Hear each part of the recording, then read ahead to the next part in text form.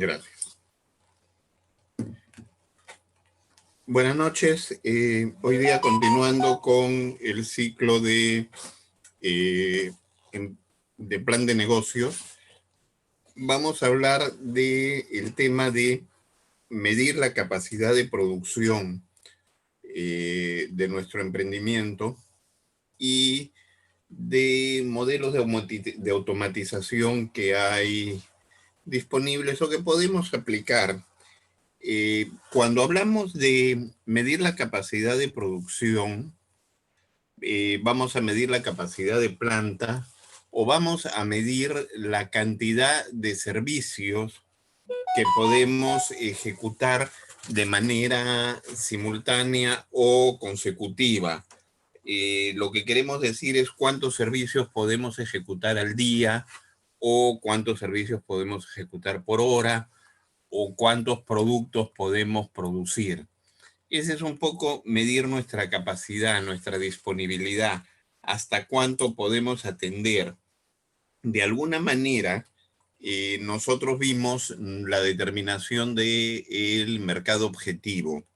Y cuando determinábamos el público objetivo, nosotros determinábamos una cantidad de gente que estaba dispuesta a comprar nuestro producto, de la cual seleccionábamos un porcentaje que podíamos atender.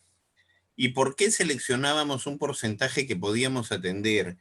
Porque partimos del concepto en que tenemos la limitación de esta capacidad de producción o esta capacidad de servicios que podemos estar brindando. Entonces, siguiendo este esquema, nosotros podemos medir esta capacidad de planta, llamémosla, o esta capacidad de servicio, bajo el concepto de, vamos, en el caso de servicios, vamos a poner el ejemplo de un hospital. ¿Cuántos pacientes pueden ser tratados por día? El tema de los comerciantes. ¿Cuáles son las ventas? Pueden ser anuales, mensuales, como ellos decidan, pero por metro cuadrado o, por ejemplo, como miden los supermercados. El metro lineal de góndola, ¿cuánto debe rendir en ventas y en utilidades? Las aerolíneas, ¿cuántos asientos por milla disponibles tiene? O si ya entramos a los procesos intermitentes, ¿cuántas horas de máquina tenemos disponible? Entonces, nosotros nos damos cuenta de que tenemos dos formas de medir esta capacidad de planta. Una medición basada en la salida del producto, o sea, cuántos productos o cuántos servicios o cuántas ejecuciones podemos hacer. Y otra es medición de los recursos. ¿Cuánta disponibilidad de recursos tengo? O sea, cuántas horas de máquina, cuánto tiempo de planta, cosas de medir, o de repente yo puedo recibir cierta materia prima, una cantidad por periodo de tiempo y no puedo recibir más. O me encuentro con una máquina que se convierte en un cuello de botella y entonces mi recurso es que esa máquina puede producir un volumen determinado y más que eso, o sea, tendría que poner una máquina nueva. Entonces, son las medidas que tenemos que aprender a tener en cuenta. Medir la capacidad de planta como salida de producto funciona de una manera muy interesante para líneas de producción, o sea, secuencias que podemos de alguna manera analizar muy fácilmente. Por ejemplo, una planta de autos puede producir 100.000 autos al año. No importa el modelo, la marca, la línea de producción de autos es más o menos similar. lo que varían es la forma de las piezas, pero que se van a ir integrando para llegar al auto, pero el auto va a comenzar por el principio, colocando ya sea el chasis encima de la carrocería. Actualmente los autos son autoportantes, entonces la carrocería se va armando y va formando el chasis. Posteriormente le integran el motor, le integran, y el motor de alguna manera en una línea paralela integró motor, caja, etcétera, y todo eso se integra al vehículo y al final de la línea sale un auto. ¿Ya? Entonces, no importa qué modelo, más o menos la producción tiene una velocidad simultánea, una velocidad similar. Entonces, es fácil de medir. La otra alternativa es cuando yo tengo productos diferentes, con diferentes secuencias productivas, el tema se vuelve más complejo. ¿Por qué? Porque si yo quisiera armar líneas y medir líneas, tendría, como les comentaba ayer cuando hablábamos en el tema de disposición de planta, que tener muchas máquinas similares, y lo que va a suceder es que de repente tengo 4 líneas que no funcionan al 100% porque la demanda no lo requiere. Entonces lo que yo tendría que hacer de alguna manera es dividir esas líneas en pequeñas celdas de producción, como vimos ayer.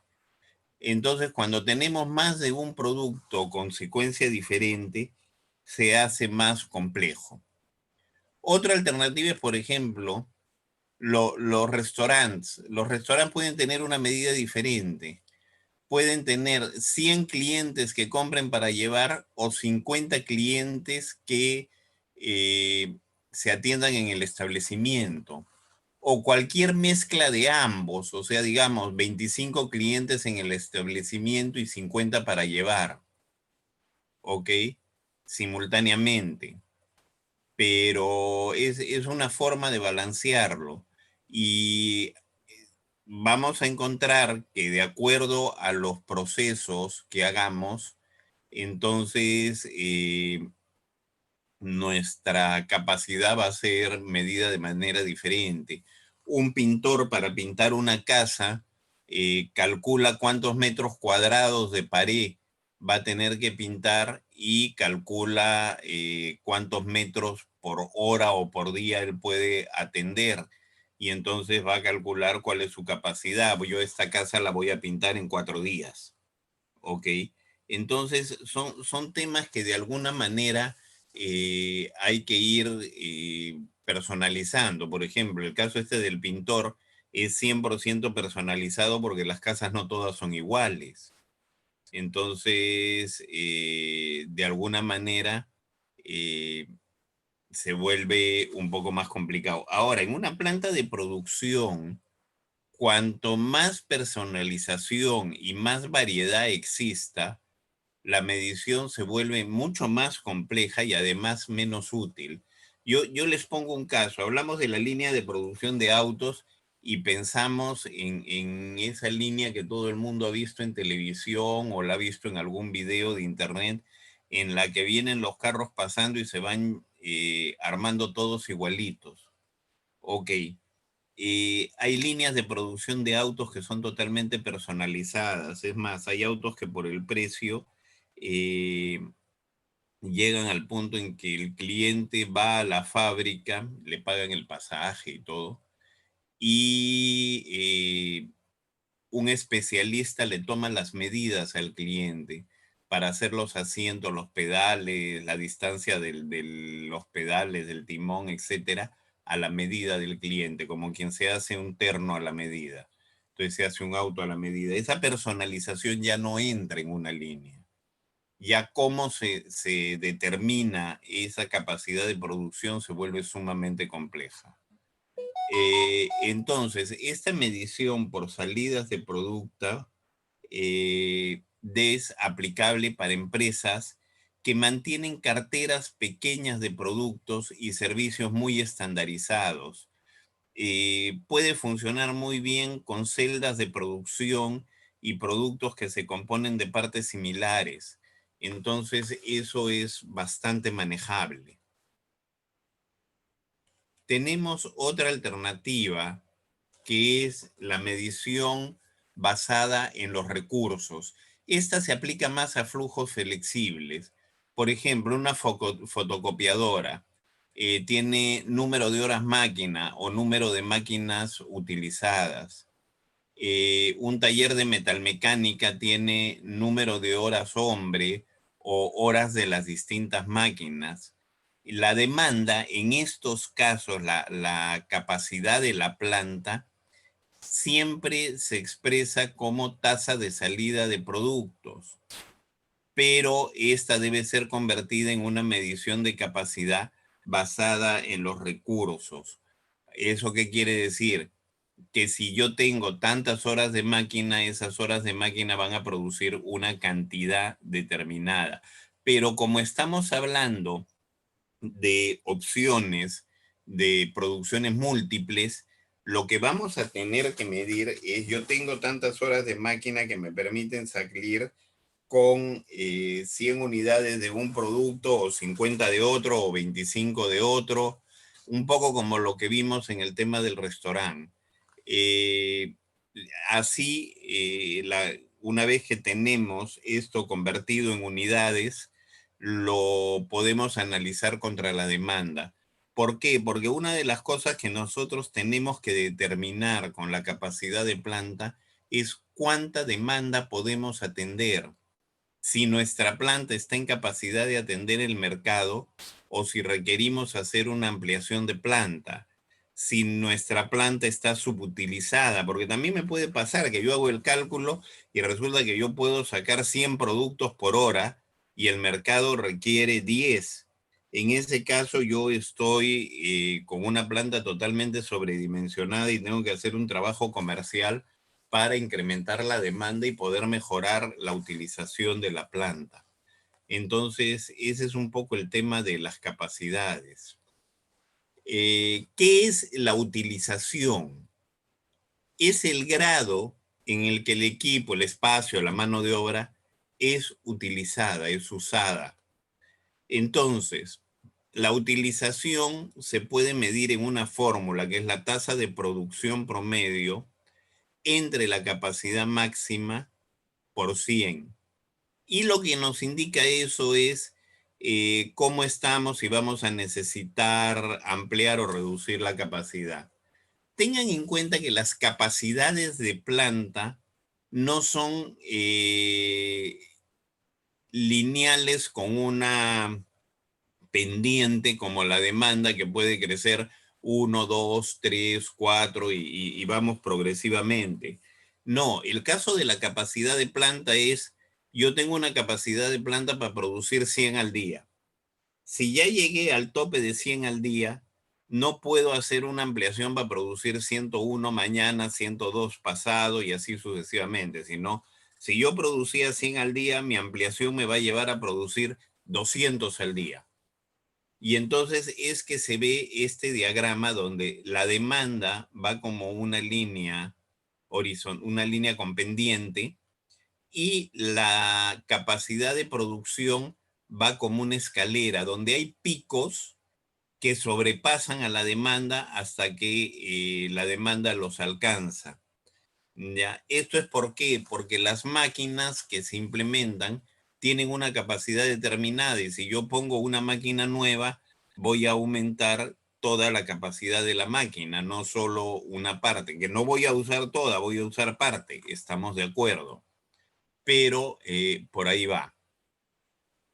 Ahora, el grado de utilización nos lleva a pensar en cuál es la capacidad máxima de producción, en qué momento debo saltar de un nivel de producción al siguiente. Y para eso yo debo establecer la capacidad máxima de producción. Pero establecer la capacidad máxima de producción me lleva a dos variables o dos temas que analizar. Uno, ¿cuál es la capacidad pico que yo tengo de producción en la planta y cuál es la capacidad efectiva. Ahora vamos a mirar por qué hablo de estas dos opciones. La capacidad pico, cuando se mide frente a equipos, se define como la capacidad nominal máxima de producción, ya puede ser anual, mensual, diaria, menos los tiempos previstos para el mantenimiento. ¿Esto qué quiere decir? La capacidad pico es la capacidad máxima que la máquina puede generar. Se puede aplicar para periodos cortos, no es sostenible por mucho tiempo. Genera a veces tiempos extras, pagos especiales para los trabajadores. Trabajar en la capacidad pico puede generar que se eleven los costos y se merme la calidad. Poniéndolo en un ejemplo totalmente entendible, la capacidad pico voy a poner un par de ejemplos. Primero, un corredor de 100 metros planos. Un corredor de 100 metros planos hace 9,9 en 100 metros, pero si lo pongo a correr 200 metros, no es que va a ser 19 segundos. Ya en los 200 metros ya está haciendo veintitantos segundos. ¿Por qué? Porque no puede mantener la velocidad de los 100 metros durante 200. O si lo pongo en 400, peor. ¿Por qué? Porque tampoco la puede mantener. Lo mismo sucede, digamos, con un automóvil. Un automóvil tiene una velocidad máxima. Si yo lo llevo a una velocidad de crucero, el vehículo funciona sin ningún problema. Si lo pongo a trabajar en su velocidad máxima, entonces su vida útil se merma notablemente. Y esto ustedes lo ven en las carreras de automóviles, donde vehículos que han sido preparados para competir a altas velocidades y manteniéndose en su ritmo máximo, terminan dañándose y abandonando la competencia porque no lo soportan. Ok, ahí un poco juegan a ver cuánto rato aguantan y el que más tiempo aguante es el que gana. Pero ese tipo de cosas suceden. Entonces, la capacidad pico es una capacidad temporal. ¿Para qué me sirve la capacidad pico? Por ejemplo, yo llego a un periodo como el actual, bueno, con el tema de la pandemia, el periodo actual ha perdido mucho de lo que es normalmente, pero digamos en condiciones normales llego a un periodo como el navideño y tengo una demanda adicional a lo normal. Y entonces yo puedo poner mi planta a trabajar en capacidad pico una semana y entonces hago stock para abastecer la venta navideña. Eso es posible, ahí no hay problema, porque es un periodo corto de tiempo, pero no es de que yo voy a ponerme a trabajar en capacidad pico durante los 12 meses del año, porque ahí sí los equipos empiezan a tener problemas.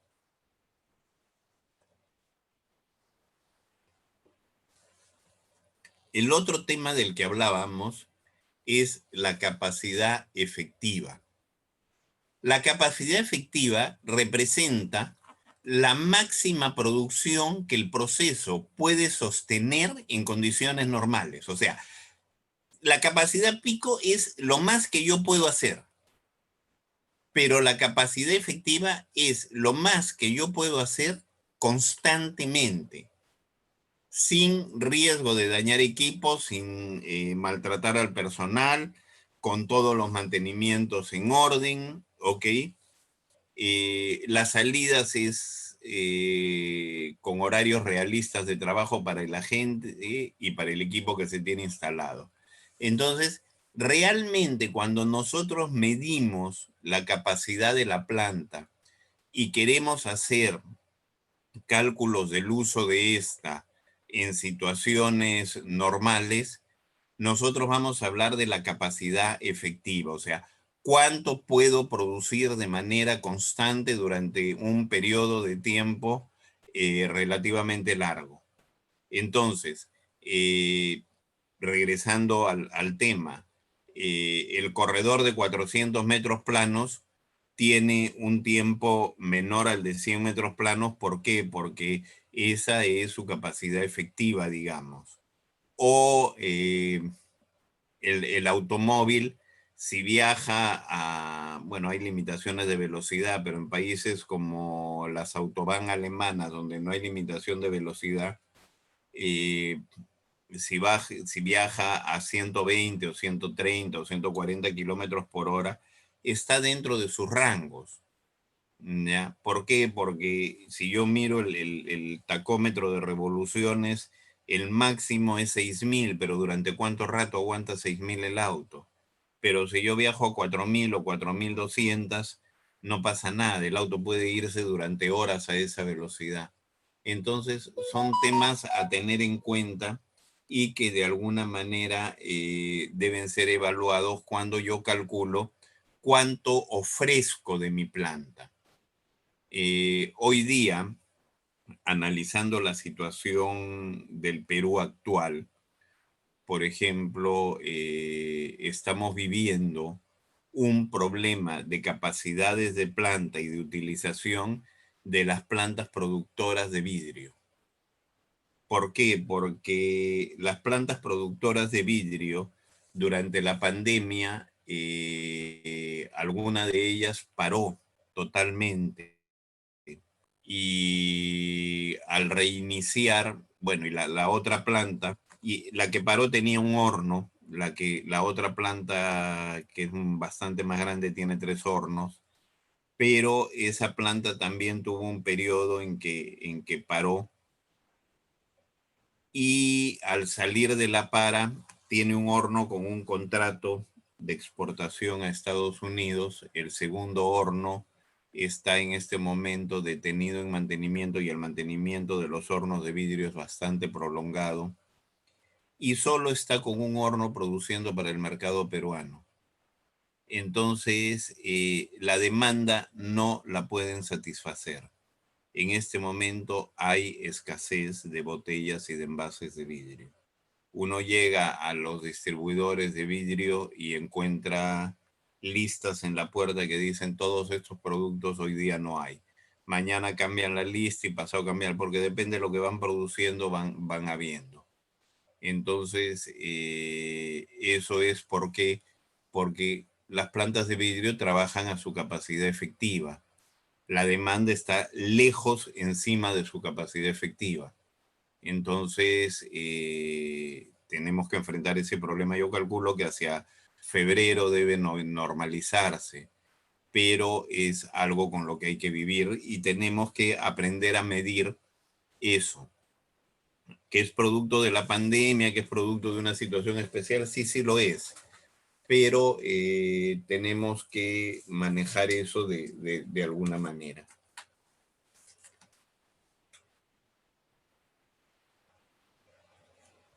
Ahora, eh, vamos a poner un ejemplo para que tengan alguna idea. Yo tengo una fábrica que trabaja en condiciones normales o ideales, 3 turnos, con una capacidad de producción de 100 motores al día. Su tasa de producción sostenible económicamente es de 45 al día, ¿ok? Y está produciendo en promedio 50 motores al día. ¿Cuál es el grado de utilización pico y el grado de utilización efectiva? La utilización pico es 50 entre 100, está trabajando al 50% de su capacidad pico. Su utilización efectiva es su traza promedio sobre su capacidad efectiva. 50 entre 45 está al 111%. Ya. O sea, si bien no está en una crisis, pero sí está produciendo más de lo que debería estar produciendo. Entonces, tengan en cuenta que estos cálculos tenemos que manejarlos, porque nosotros vamos a entrar a un mercado, estamos haciendo un plan de negocios, y este plan de negocios es para implementar un negocio. Y esa implementación nos va a llevar a que tenemos que determinar una cantidad de mercadería que vamos a poder abastecer al mercado, de manera en que nosotros podamos lograr cubrir ese público objetivo al cual queremos venderle. Entonces, eso lo tenemos que estar midiendo constantemente. Y ese público objetivo, entre comillas, de alguna manera puede variar. ¿Por qué? Porque los clientes posibles que yo tenía, y voy a hacer una suposición, eran 100. Yo decidí que iba a atender al 20%, 20. Pero resulta de que yo empiezo a producir y a vender, y esos 20 se dan cuenta que mi producto es de buena calidad y van corriendo la voz y empiezan a aparecer 20, 25, 30, 35 y va subiendo mi demanda. Yo tengo que tener capacidad de medir hasta dónde puedo llegar y en qué momento debo saltar mi capacidad de producción. Y debo analizarlo de una manera bastante técnica para evitar hacer un salto de producción que después me genere tiempos ociosos de máquina. O sea, porque yo calculo la producción y la demanda en un periodo como el navideño, no quiere decir de que yo necesite durante todo el año la producción navideña. Entonces yo debo calcular cuál es mi producción promedio en el año y determinar cuál es la demanda real que tengo que abastecer. Y entonces en base a eso voy a redimensionar la planta si fuera necesario o mantenerla. No colgarme a los periodos pico para poder hacer esos cálculos. Ya, entonces, no es recomendable operar cerca al 100%, ya lo hemos visto. Y otra cosa, yo debo tener lo que se llama un colchón de capacidad. ¿Y qué es el colchón de capacidad? Es la cantidad de capacidad que tiene la empresa reservada para afrontar incrementos de demanda o pérdidas temporales de capacidad de producción. O sea, ¿qué sucede? Yo estoy produciendo de manera normal y por algún motivo pierdo un periodo de producción. Puede haberse producido un corte de energía eléctrica, puede haber habido una falla en uno de los equipos de la planta, cualquier cosa. Pero de repente durante 24 horas no fabriqué. ¿Ok? Entonces, yo tengo que tener la capacidad de reaccionar y ponerme al día en lo que me atrasé. Entonces, eh, el colchón de capacidad es el 100% menos el porcentaje de utilización promedio. O sea, la utilización que estamos hablando acá,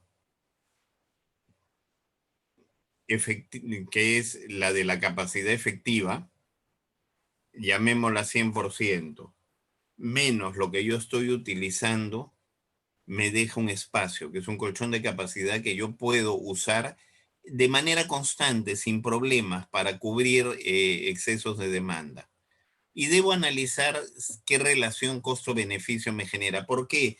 Porque si mi planta normalmente produce 100 unidades, mi capacidad de producción es 200, se produce un problema y yo tengo que salir a recuperar, pero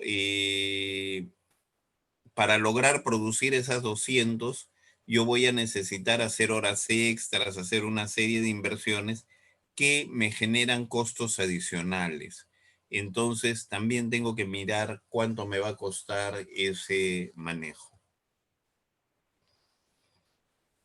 ¿Ok? La capacidad se contrarresta contra las políticas que yo voy planteando. Entonces, yo tengo ciertas prioridades competitivas. Entonces, si yo requiero aumentar mi velocidad de entregas, voy a necesitar un colchón más grande. Si yo requiero mejorar mi calidad, voy a trabajar de una manera más lenta, voy a tener un menor colchón.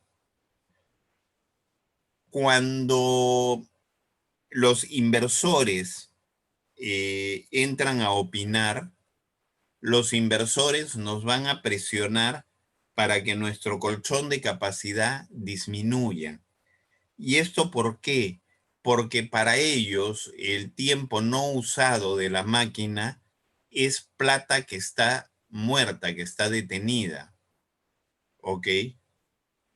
Ahora, si yo quiero dejar de depender del inventario, debo tener mayor colchón de capacidad para poder afrontar los cambios de demanda y demandas pico.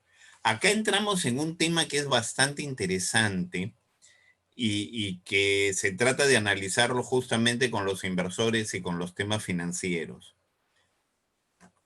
A mí me piden los inversionistas que trabaje con menores colchones de capacidad, pero los inversionistas también les van a pedir que trabajen con menor inventario. ¿Por qué? Porque el inventario es dinero detenido, es capital de trabajo que está parado hasta que se venda. Y si se dan cuenta, ahí hay una contraposición. Si yo quiero bajar el inventario para no tener ese dinero detenido, yo requiero un mayor colchón en la capacidad, que el inversionista tampoco quiere que lo tenga. Entonces, ahí hay una situación en que hay que decidir y lograr un justo medio. Si uno le pregunta al inversionista, el inversionista le va a decir, no, ten poco colchón de capacidad y ten poco inventario. Y después, si hay alguna falla de abastecimiento, el mismo inversionista te va a decir, estamos dejando de vender por tu culpa. Entonces, hay que saber balancear eso. ¿Ok? Si nosotros logramos dentro de nuestra programación mejores técnicas de programación, los colchones de capacidad disminuyen. Estas técnicas de programación tienen que ser manejadas de manera muy cuidadosa, porque si yo le pregunto al área comercial, el área comercial siempre pide un poquito de más para tener la seguridad de que nunca va a faltar nada. Y regresamos al problema, el área financiera no quiere ese inventario y entonces el área financiera va a querer algo menos. Entonces, tenemos que ponernos en el punto de la empresa. Hay algo que con el tiempo van a tener que tomar como experiencia. Y esto se los digo ¿por qué? Porque en mi vida yo he trabajado como gerente de producción, he trabajado como gerente de marketing, he trabajado como gerente de finanzas y finalmente he trabajado como gerente general. Entonces, he visto el problema desde todos los ángulos. Y la verdad, lo que hay que lograr es un punto de equilibrio, donde finanzas tiene que ceder un poco, producción tiene que ceder un poco y comercial tiene que ceder un poco. ¿Para qué? Para que la empresa trabaje sin un gran requerimiento de capital, pero con una satisfacción adecuada de los clientes. Y esa es nuestra función. Para eso estamos nosotros.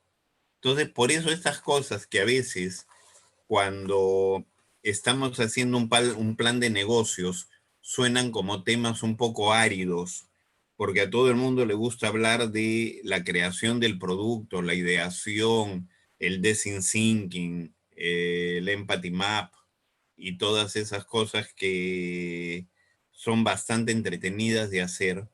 Cuando uno llega a esta parte, la mira con un poquito de recelo y es lo que menos nos gusta. Pero muchas veces en estas partes que no son tan bonitas, entre comillas, son las partes donde vamos a balancear el flujo de dinero de la empresa y tenemos que saber manejarlo correctamente. Entonces, esto es un poco lo que tenemos que tener cuidado. Pasando esto, nos encontramos que si yo trabajo productos sumamente personalizados, la incertidumbre de la demanda aumenta y los colchones de capacidad también. O sea, el producto personalizado puede convertirse en algo muy especial que haga la diferencia de mi empresa con las demás y me logre resultados espectaculares. Sí, pero también ese producto personalizado, si yo no lo vendo, es un producto que es muy difícil de colocar frente a un genérico. Entonces, por eso es que se dice que requieren mayores colchones de capacidad, porque yo tengo que tener capacidad de respuesta para producir lo que el mercado me demanda y no producir excedentes. ¿Ok? Ahora, una demanda que tenga una dispersión bastante grande también requiere colchones de capacidad, ¿ya? Para poder cumplir con los clientes y garantizar con seguridad esta atención. Entonces, tengan en cuenta esto. Eh,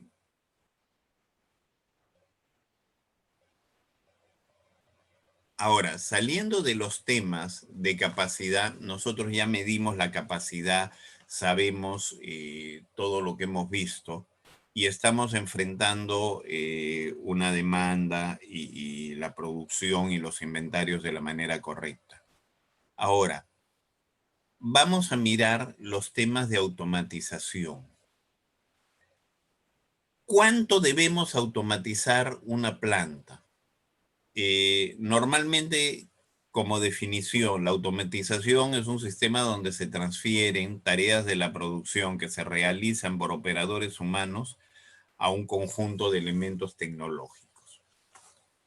Si yo lo leo así de frío, todo el mundo va a decir lo que quieren es quitarle trabajo a la gente para que dársela a las máquinas, porque las máquinas no reclaman, trabajan 24 horas al día y no hay ningún problema. Bueno, no va por ahí el tema. La automatización es importante. ¿Por qué? Porque de alguna manera logra realizar tareas repetitivas de una manera muy fácil, haciendo que siempre tengan el mismo resultado, cosa que no sucede con el ser humano. En una parte del proceso el ser humano puede aplicar un poco más de fuerza, en otras un poco menos. Se puede generar algún tipo de variante que debamos manejar. Eh, Estos procesos de automatización constan de equipos que tienen dos partes principalmente. Una parte de mando, que es la que indica qué es lo que va a hacer el equipo. Y una parte operativa que es la que ejecuta la acción o hace que el equipo haga lo que tiene que hacer. La parte de mando es el controlador, también se le llama preaccionadores. La parte operativa es el proceso, son los accionadores. La parte operativa es la parte que actúa sobre la máquina, son los elementos que hacen que la máquina se mueve, que realice la operación deseada, ¿ok?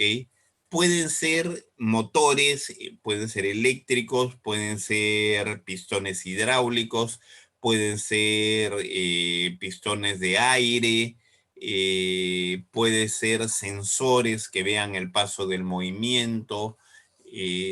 Hay una serie de instrumentos dentro de la parte operativa que ven que el movimiento del equipo esté dentro de lo que el ordenador está mandando, ¿ok?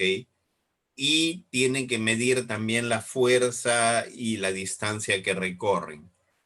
La parte de mando, que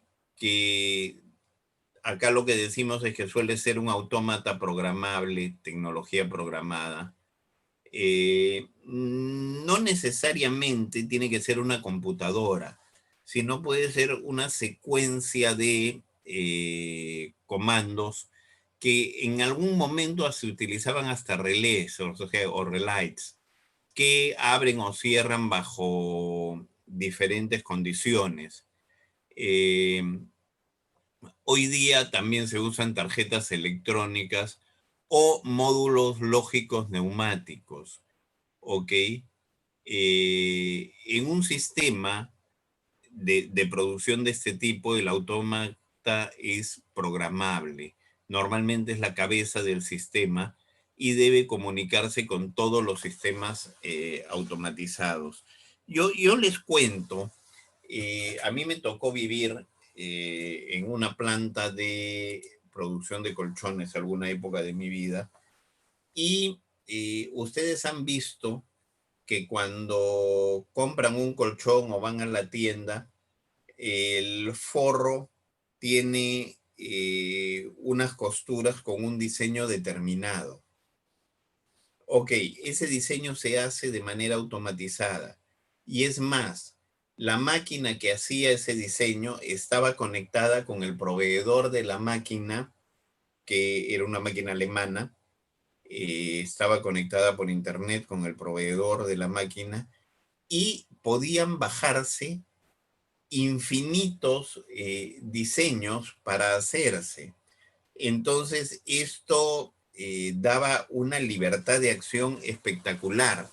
Y entonces se bajaba el diseño y la máquina arrancaba a hacer ese diseño, ese pespunte en la tela.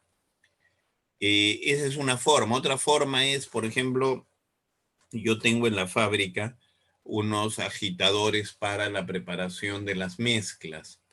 Ok, tengo unos controladores electrónicos en los que yo le digo, bueno, vas a girar a tantas revoluciones por minuto y me lo mantiene constante en el tiempo. No importa las variaciones de tensión que hay ni nada, me mantiene la secuencia para poder garantizar que la homogeneidad de la mezcla sea perfecta. Entonces, ese tipo de cosas funcionan en la automatización. ¿Ok? ¿Para qué automatizo yo? Al principio le dije, cuando ustedes escuchan automatización piensan en sacar gente. Bueno, no, la idea no es esa. De alguna manera mejoran la productividad y reducen los costos de producción. Y de alguna manera también mejoran la calidad. Pero también mejoran las condiciones de trabajo del personal. ¿Por qué? Porque hay trabajos que son molestos, trabajos que son peligrosos, y entonces ahí entro con los equipos estos autómatas. ¿Para qué? Para que estos trabajos que son penosos, aburridos, cansados, repetitivos, dejen de serlo. ¿Por qué? Porque ya no es una persona. Para una máquina no se aburre de hacerlo. Una persona que lo está haciendo puede hasta cansarse de distraerse y puede hasta tener un problema. El problema podría ser no necesariamente de seguridad, pero sí de calidad. Y por otro lado, hay actividades que son peligrosas. Entonces ahí el autómata lo que está haciendo es estar reemplazando al ser humano para evitar que el ser humano tenga problemas. Entonces esto debe de tenerse en cuenta. ¿Ok? No es que querramos quitar al ser humano. También los autómatas sirven para realizar las operaciones imposibles de controlar de manera intelectual o manual. Eh, yo les voy a poner el ejemplo más extremo que hay. Los aviones de combate el día de hoy vuelan a unas velocidades determinadas en las cuales ya la capacidad de reacción del ser humano es demasiado lenta para la velocidad del avión. Entonces, el apoyo computarizado en la gestión de los sistemas del avión es sumamente importante para lograr los resultados. Es más, hoy día los pilotos de combate de este tipo de aviones tienden a tener una vida muy corta. No digo porque vayan a tener un accidente o algo, sino porque muy rápidamente dejan de tener la velocidad de reflejo. O sea, ustedes saben, el pico de reflejos de una persona es a los 16 años. De ahí en adelante empieza a reducir la velocidad de reflejos. Bueno, en este tipo de actividades, la velocidad de reducción de reflejos hace que muy rápidamente salgan de ese espacio donde pueden utilizar este tipo de artefactos. Entonces, ahí en este tipo de artefactos, el apoyo de robots y electrónico es sumamente importante. ¿Ok? Ahora, si yo tengo una línea automatizada, la velocidad de salida es muy estable, ¿ya? Y de alguna manera simplifica el mantenimiento de manera en que el operario no requiere grandes conocimientos para la manipulación del proceso productivo. Todo esto suena lindo, pero hay que saber integrar la gestión y la producción. ¿Por qué? Yo estaba montando la fábrica y me recuerdo de que uno de los inversores viene y me dice, bueno, traemos una de estas máquinas llenadoras automáticas que llenan la botella, la tapan, la etiquetan y la sacan ya lista. Yo le dije, mira, traemos esa máquina que te va a costar 100.000 euros y nosotros la vamos a prender 2 o 3 días al mes. ¿Por qué? Porque la máquina es tan rápida que en 3 días produce la demanda del mes. Y el resto de los días del mes nos dedicaremos a comprar periódicos para todo el personal para que tengan algo que hacer porque no vamos a necesitar. Entonces, al integrar la gestión y la producción, determinamos de que en esa línea de envasado lo que necesitábamos era equipos semiautomáticos. Para la línea de preparación sí necesitaba equipos de más alta sofisticación que me lograran velocidad mayor de producción.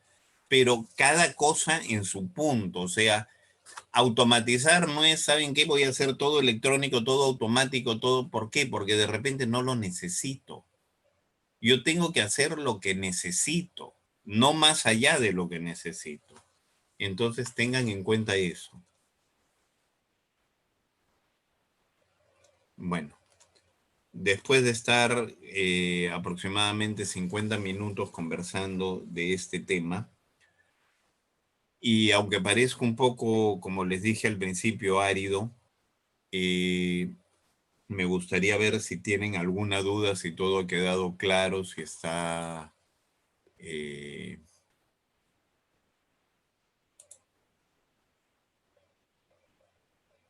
si está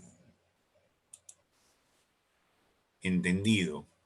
Eh, Estos son temas que muchas veces cuando los escuchamos acá suenan muy bonitos, pero cuando los vamos a aplicar nos encontramos con el problema de, bueno, ¿y qué hago?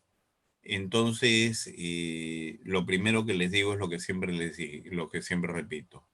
Mi correo es ofigari@hotmail.com. Mi WhatsApp es el 999409560.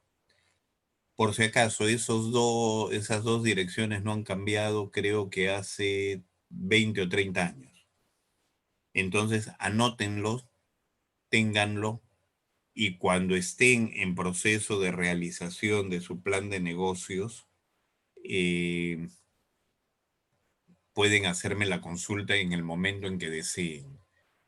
¿Ya? Yo siempre voy a estar dispuesto a atenderlos y apoyarlos.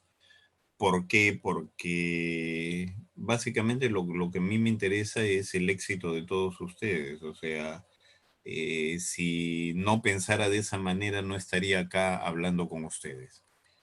Eh, es importante que tengan muy, muy en claro lo que es su capacidad de producción, que la hablamos hace un rato. ¿Por qué? Porque normalmente cuanto más capacidad pongo yo, más dinero tengo que invertir para ponerla. Y la idea es poder poner un negocio en el que no requieran grandes inversiones. Y los procesos de automatización, si bien ayudan mucho, muchas veces están asociados a incrementos de velocidad y también se asocian a esa utilización. Lo que les contaba de esta máquina llenadora, que en 3 días me hacía la producción del mes. Entonces, no necesitamos a veces tanto. Es más, cuando yo he necesitado, ha habido momentos en que he tenido en la fábrica produciendo a 8 o 10 personas y logro una velocidad de producción determinada. Hoy día, dado el problema de la pandemia, y como leyeron al principio, yo tengo un tema con producción de licores, y hoy día bares y discotecas están cerrados, quiere decir que mi demanda es bastante menor de la que normalmente tengo. Y esto nos ha llevado a que